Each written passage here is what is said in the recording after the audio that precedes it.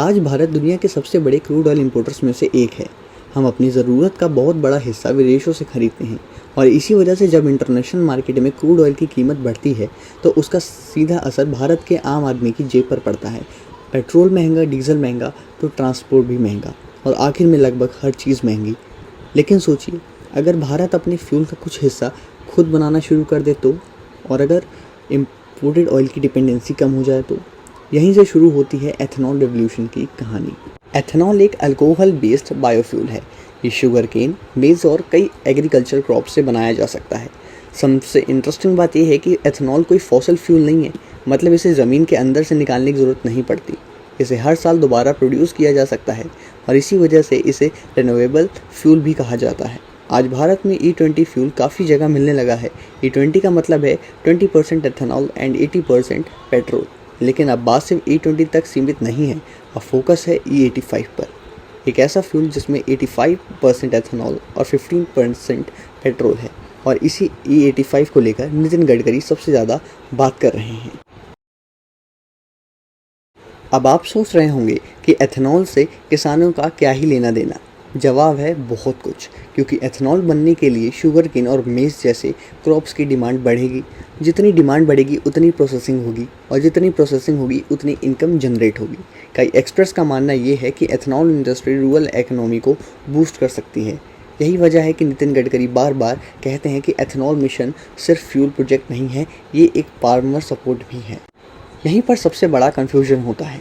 बहुत लोग सोचते हैं कि अगर E85 फ्यूल आया तो सीधा अपनी BS4 या BS6 गाड़ी में भरवा लेंगे, लेकिन सच्चाई कुछ और है। BS4 व्हीकल्स को हाई एथेनॉल ब्रांड्स के लिए डिज़ाइन ही नहीं किया गया था। लॉन्ग टर्म में फ्यूल पाइप्स, सील्स और कुछ कंपोनेंट्स पर असर पड़ सकता है। BS6 व्हीकल्स E20 के लिए ज़्यादा कंपेटिबल हैं, लेकिन E85 के लिए नॉर्मल BS6 व्हीकल भी सूटेबल नहीं होती।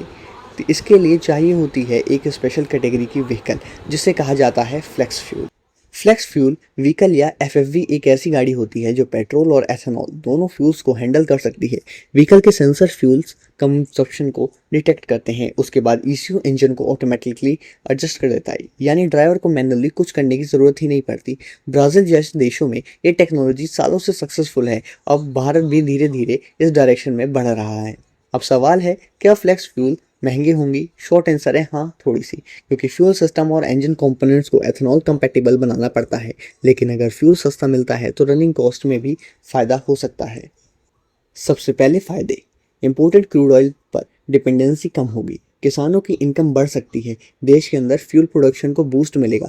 फ्यूल की इफेक्टिव कॉस्ट कम हो सकती है, लेकिन हर टेक्नोलॉजी की तरह कुछ चैलेंजेस भी हैं।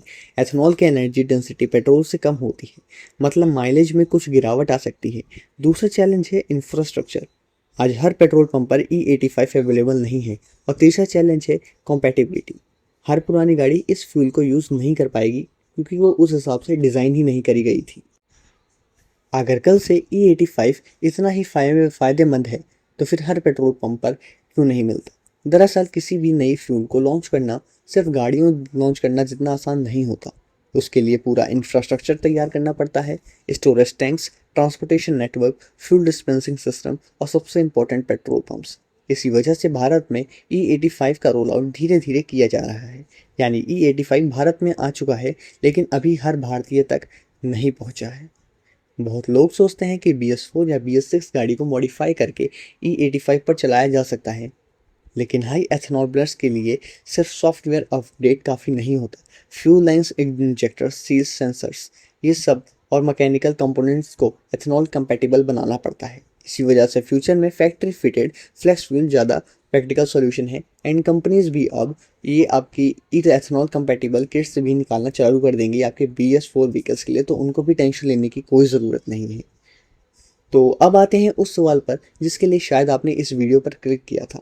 क्या पेट्रोल का अंत होने वाला है? जवाब है नहीं।